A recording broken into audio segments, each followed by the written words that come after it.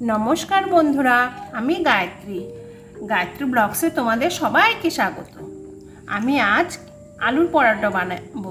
এটা কেমন করে বানিয়েছি সেটাই তোমাদের সাথে শেয়ার করব। তাহলে ভিডিওটা শুরু করছি।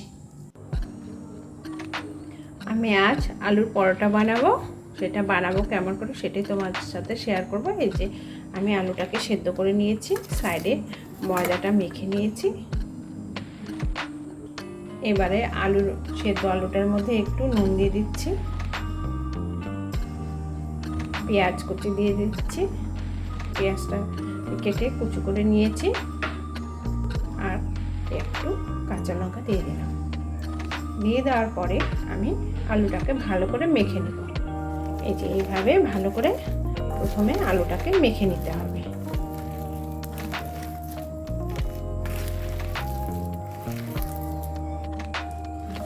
আলুটা এইভাবে ভালো করে মেখে নিলাম, ম্যাশ করে আমি হাত দিয়ে নিচ্ছি।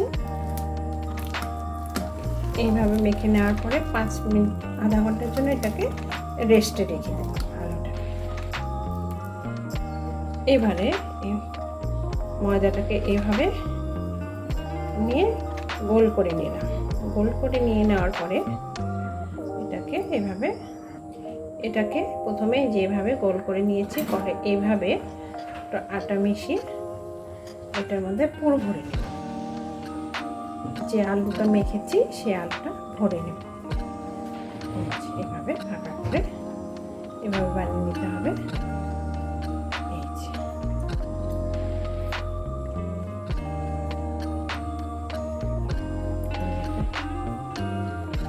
এভাবে বানিয়ে নিতে হবে। প্রথমে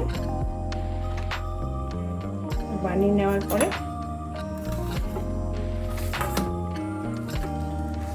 এই যে পুরটা আলু যে মেখে নিয়েছি সেই মাখাটা আমি ঢুকে দিই।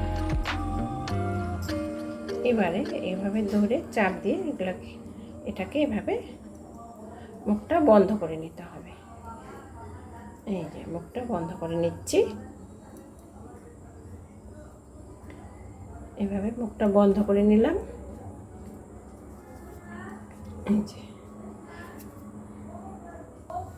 এই যে এইভাবে মুখটা বন্ধ করে নিতে হবে। তারপর বেলে নিয়ে ভেজে নিলে পরোটাটা হয়ে যাবে। এইভাবে প্রথমে আমি আরেকটা দেখাচ্ছি। এইভাবে প্রথমে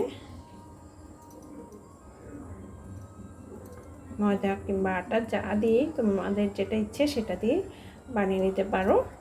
আমি ময়দা দিয়ে বানিয়ে নিচ্ছি। তারপরে পুরটা এটার ভেতর ঢুকিয়ে দেব। এই পুরটা ঢুকিয়ে দিলাম। ঢুকিয়ে দেওয়ার পরে এটাকে বন্ধ করে দেব।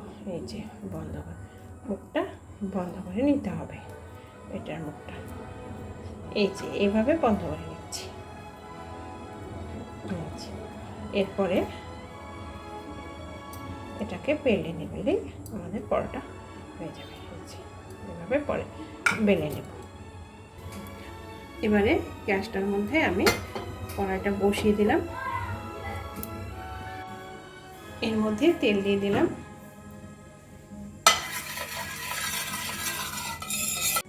আমি এই সাইডে পরোটাটা এবার বেলে নেব। পরোটাটা বেলে নিচ্ছি ময়দা দিয়ে। এইভাবে বেলে নিতে হবে। প্রথমে হাত দিয়ে একটু প্রেসার দিয়ে চাপ দিয়ে নিতে হবে। নিয়ে নেওয়ার পরে এভাবে করে নিতে হবে। নিয়ে নেওয়ার পরে আস্তে আস্তে বেলনা দিয়ে বেলে নিতে হবে। এইভাবে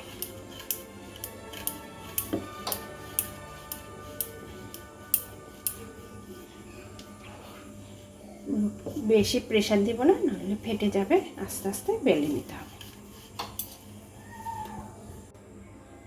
এইভাবে বেলে নিচ্ছি। বেলে নেওয়ার পরে এটাকে এবার উল্টিয়ে নিব।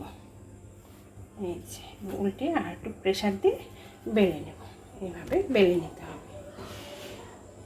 ধরো এবারে এটাকে এইভাবে আস্তে করে তুলে ময়দাটা একটু ছাড়িয়ে গ্যাসের উপরে দিয়ে দেবো। এভাবে এটা আস্তে আস্তে ভাজা হতে থাকবে।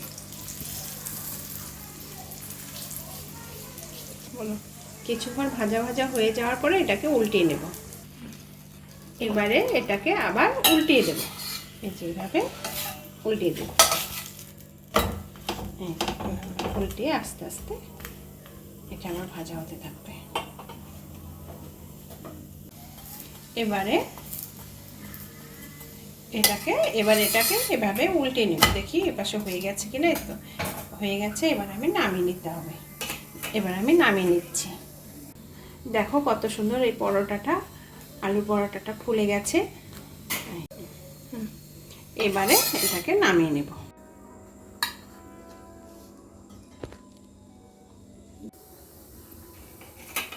এই যে আমি আরেকটা দিয়ে দিয়েছি, এইভাবে দেখি এবারও ভাজা ভাজা হবে। দেখো ফ্রেন্ডস, এই যে এটাও কি সুন্দর ফুলে গেছে।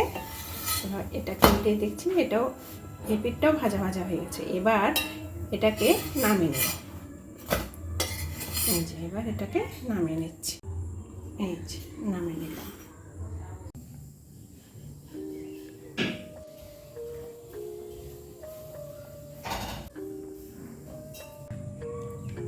দেখো ফ্রেন্ডস, এই যে পরোটাটা তৈরি হয়ে গেছে। পুজোর দিনে এমন গরম গরম ব্রেকফাস্টে গরম গরম পরোটা খেতে কার না ভালো লাগে। যার যার ভালো লাগে অবশ্যই কমেন্ট করে জানাবে।